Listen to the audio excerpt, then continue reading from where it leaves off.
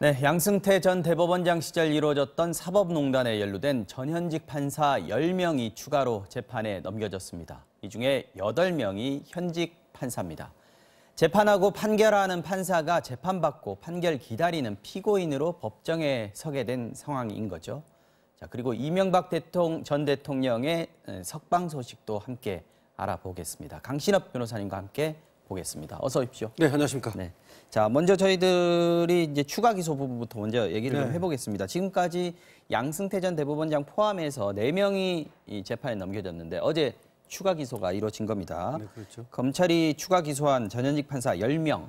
그동안 한 기사에 여러 차례 이름이 나왔던 사람들인데 어떤 혐의를 받고 있습니까? 예, 지금 말씀하신 대로 4명이 먼저 이제 넘겨졌죠. 네. 그리고 10명이 이제 추가로 기소가 됐다는 것이고요. 네. 66명이 이제 징계 대상자로 이제 법원에 통지가 됐다는 됐죠? 얘기입니다. 네. 근데 이제 10명을 먼저 보면요. 네.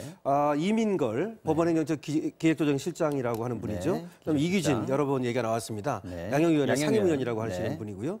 그다음에 신광열 서울중앙지법 형사수석부장판사를 지냈습니다. 네, 이분도 이름 많이 나왔습니다. 예, 그렇죠. 그다음에 이번에 성창호 판사가 들어갔고요. 네. 그다음에 이태종 서울 서부지방법원장을 지냈죠. 저번에 심상철 서울고등법원장, 또 방창현 전주지법 부장판사, 유해용 많이 나왔죠. 네. 전 대법원 수석연구관 이분이 이제 지금 변호사로 일하고 지금 있습니다. 이번에 10명을 보면은 현직이 8명이고 전직이 2명인데 그렇습니다. 당시에 다 이제 고위급들입니다. 네, 좀 하위급에 있는 판사들, 일반 판사들, 현직에 있는 일선에 있는 판사들은 좀 제외했다 이렇게 봐야 돼요. 지금 이제 고법 부장판사 이상이 8명이고요. 네네. 2명만 이제 그 부장판사가 고법 부장판사 아닌 사람이 네. 들어갔죠. 그러니까 크게 보면은 네. 고위급이 들어갔다고 이제 볼 수 있는 것이죠. 네. 그리고 검찰에서 얘기하기로는 지금 이제 선별적 어떻게 보면 기소, 네.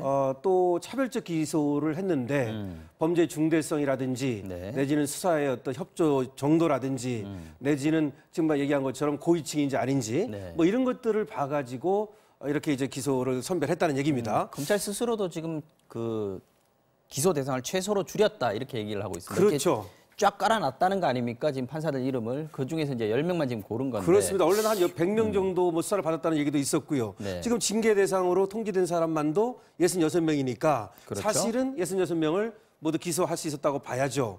그런데 검찰에서 어쨌든 추려서 기소를 한 것이다. 이런 얘기인데요. 네. 물론 이것이 이제 과연 추려서 기소하는 것이 맞는 것이냐. 제가 있다면 모두를 기소해야 되는 것이고 그러면 또 형평성에 문제가 있는 것이 아니냐.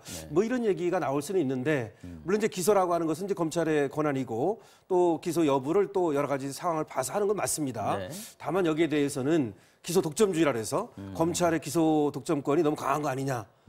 이런 얘기도 좀 나올 수는 있습니다. 자, 근데 차한성 전 대법관 네. 그리고 권순일 현 대법관 얘기가 나왔었는데 빠졌습니다. 기소 대상에는요. 이건 어떻게 봐야 됩니까? 바로 그 부분이죠. 지금 이제 차한성 전 대법관과 권순일 현 대법관이죠. 네. 이분들이 그 양 전 대법원장의 그 공소장에 공범으로 지금 적시가 돼 있단 말이죠. 네. 근데 거기에는 공범으로 적시가 돼 있는데 이번에 기소는 안 기소를 한다. 안 한다면 그것은 모순된 것이 아니냐. 네. 검찰 스스로 저는 모순되는 어떤 행동을 하고 있는 게 아니냐. 이런 비판도 가능한데요. 네. 그리고 또 이런 얘기가 나옵니다. 역시 전 대법관이든 현 대법관은 대마불사. 네. 그래서 결국은 또 봐준 게 아니냐. 이런 얘기가 나올 수 있는데 네. 글쎄요. 지금 여기에 대해서는 저번에 그 검찰이 했던 것과는 조금 다른데 아무래도 대법관들을 기소하는 것이 가족을 후폭풍이라든지 또 기소를 했다가 혹시라도 또 무죄가 나온다든지 했을 경우에 감당해야 할 여러 가지 어떤 문제점들 이런 것들을 검찰이 고려한 것이 아닌가 이런 고려하지 생각은 않을 수 없는 현실적인 어떤 문제. 그렇죠. 이런 권순일 대법관 같은 경우는 현 대법관인 동시에 네. 중앙선거관리위원장이거든요. 또 중앙선거관리위원장이 가지는 어떤 그 중립성이라든지 그 상징성이 있단 말이죠. 이런 것들도 좀 고려하지 않았나 이런 생각은 듭니다. 네. 그리고 명단에서 눈에 띄는 것이 김경수 경남지사 법정 구속시켰던 분이죠. 성창호 그렇죠. 부장판사 기소자 명단에 이름을 올렸습니다. 어떤 맞습니다. 혐의입니까? 지난 1월에 이제 김경수 지사를 전격적으로 법정 구속했거든요. 네. 성창호 부장판사인데요. 지금 이제 동부지방법원에 가 있습니다. 이제 이번에 바뀌었더라고요. 인사가 나서. 간단합니다. 수사 기밀 유출 혐의입니다. 그러니까 이제 기밀을 유출했다는 건데 공무상 비밀 누설죄가 되는 것인데요. 뭐냐면은 그 검찰에서 영장을 청구할 때 여러 가지 이제 자료를 증거라든지 수사 기록. 기록이라든지 이것들을 영장 전담 판사한테 내지 않습니까? 그렇죠. 근데 그것이 이제 영장 전담 판사한테 오니까 그 중에서 이제 추려 가지고 법원 행정처에 10회에 걸쳐서 한 150주 정도 네. 이 기록을 만들어 가지고 보고를 했다. 이런 얘기죠. 그때 무슨 사건이었죠? 정은호 게이트. 그렇죠. 정은호 그거였죠? 게이트라고 하는 거기 유명한 이제 사건 판사들이 아닙니까? 연루돼 있었던 그렇죠. 겁니까? 판사들이 연루가 돼가지고 약 30명 정도가 연루가 돼 있다 이런 말도 있었고 그랬거든요. 네, 네. 그래가지고 결국은 판사들에게 수사가 확대되는 것을 네. 막기 위해서 결국 이제 어떤 그 자료 같은 것들을 미리 알아보려고 했던 것이 아니냐. 그 관련된 사람이 바로 그 당시 형사수석부장 판사를 했던 심광열 이번에 같이 또 부장판사입니다. 이름을 올렸습니다. 예, 그리고 조 의원 기소명단에. 같이 이제 그 영장 전담을 했던 분이 이제 조 의원 판사 아닙니까? 네, 네. 그렇게 세 사람이 말하자면 당시에 그렇게 영장 전담 판사를 하면서 수사 기밀을 행정처에 보고했다. 법원에 뭐 불이익이 갈까봐 그렇습니다. 행정처가 지시를 했고 그걸 이제 따라서 수사 기록 기밀에 해당하는 것들을 그렇죠. 넘겨줬다 이런 예, 부분이군요. 네. 자, 이 성창호 판사는 워낙 화제가 됐던 인물이어서 그렇죠. 일부에서는 보복론 아니냐, 정권 차원의 보복론 아니냐 이런 얘기를 제기하기도 하고 또 다른 쪽에서는 거 봐라 애시당초 재판에서 이 양반은 배제됐어야 되는 사람 아니냐 이 얘기를 하고 있는데 변호사님 어떻게 보십니까? 글쎄요, 이런 생각은 들어요. 그때 헌재에 파견됐던 판사들 중에서도 그 헌재에서 그 기밀을 빼가지고 법원 행정처에 보고했던 분들도 있고 네. 여러 가지 형태로 재판에 개입했다든지 공무상 비밀 누설을 한 분들이 있는데 네. 고법 부장판사 이상은 8명이고 지금 2명만 그러니까 지금 일반 그 하위직 판사란 말이죠. 이 성창호 부장판사도 고법 부장판사는 아닙니다. 네. 근데 2명만 들어갔어요. 많은 사람들이 빠지고 네. 그렇기 때문에 성창호 부장판사가 들어간 것은 의외다. 이런 어떤 그 관측도 있거든요. 그래서 그런 면으로 본다면 어쨌든 간에 수사에 좀 협조를 안 하지 않았는가. 사실은 수사에 그 이미 이 재판을 김경수 재판을 하면서도 네. 수사를 받고 있었거든요. 그렇죠. 그때 본인이 수사 대상인 것도 이미 성창호 판사는 알고 그렇죠. 있었던 9월 상황에서 달부터 지금 이미 판결을 입건이 내린 돼 있었습니다. 거였어요. 네. 지난해 9월 달부터. 그리고 김경수 지사에 대한 재판은 올해 1월에 한 거니까 네. 그 당시 이미 수사를 받고 있었죠. 그래서 이제 그런 것과 관련이 있는가도 볼 수 있고요. 근데 뭐 저는 이렇게 생각합니다. 검찰이 설마 뭐 무슨 뭐 성창호 판사한테 보복할 건 없는 것 같아요. 검사 입장에서, 네. 검찰 그렇죠. 입장에서. 네. 그래서 그건 아닌 것 같은데 다만 이제 상징성이 있단 말이죠. 네. 성창호 부장판사가 갖는 이 상징성이 있다 보니까 네. 이번에 들어갔지 않나 이런 생각을 좀 해볼 수는 있습니다. 네, 알겠습니다. 다음 소식으로 좀 넘어가 보겠습니다. 이명박 전 대통령이 이 보석을 신청했었는데 법원이 오늘 오전에 보석 신청을 허가했습니다. 조금 전에 결과가 나왔습니다. 잠시 후면은 이명박 전 대통령이 수감돼 있던 서울 동부구치소에서 석방될 예정입니다. 취재 기자가 나가 있습니다. 손영 기자. 네, 네, 이 전 대통령 아직 안 나왔습니까? 네 현재 이곳 서울 예. 지금 이곳 서울 동부구치소 앞에는 경찰 병력 100여 명이 배치돼 주변을 경호하고 있습니다.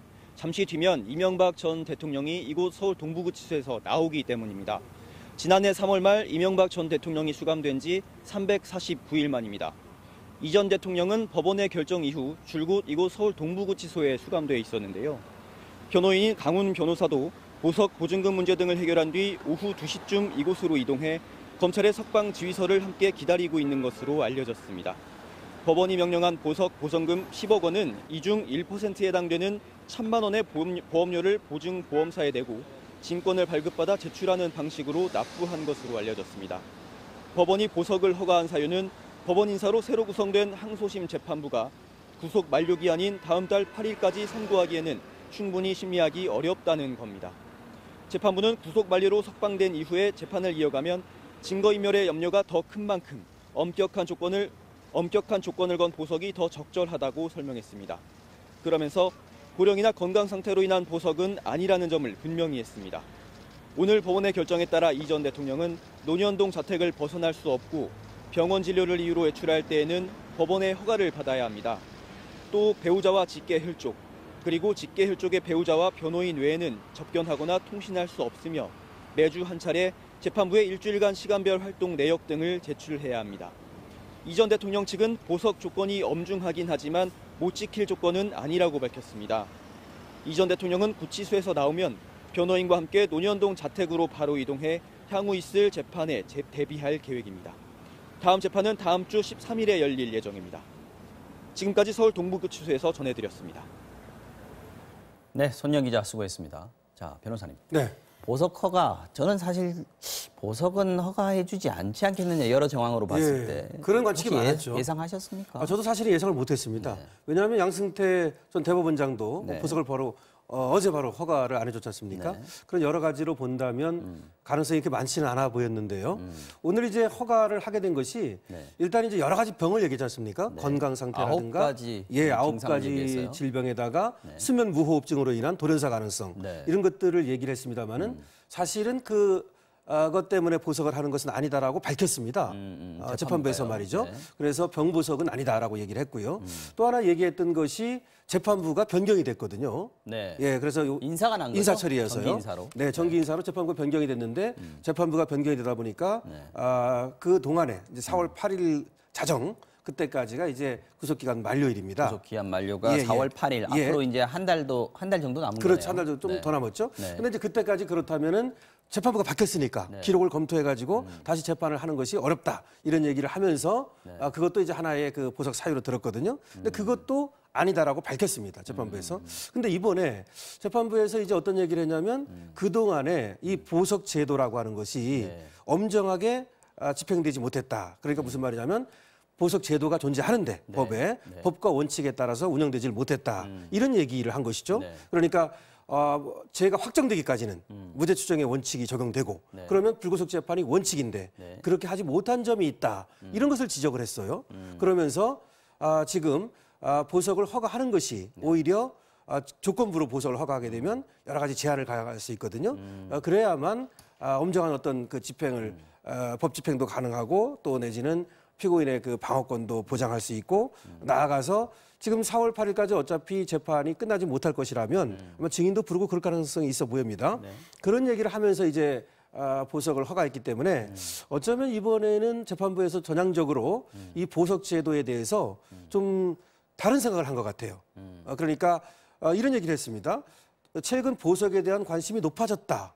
재판부에서 이제 워딩이 그대로 나온 워딩입니다. 그러니까 사실은 보석이라고 하는 것이 필요적 보석이라 가지고 원칙적으로 보석은 폭넓게 해주게 돼 있습니다. 거고 예외가 안 되는 게 예외로 해놓은 거죠. 원칙적으로 해주고 안 되는 게 예외입니다.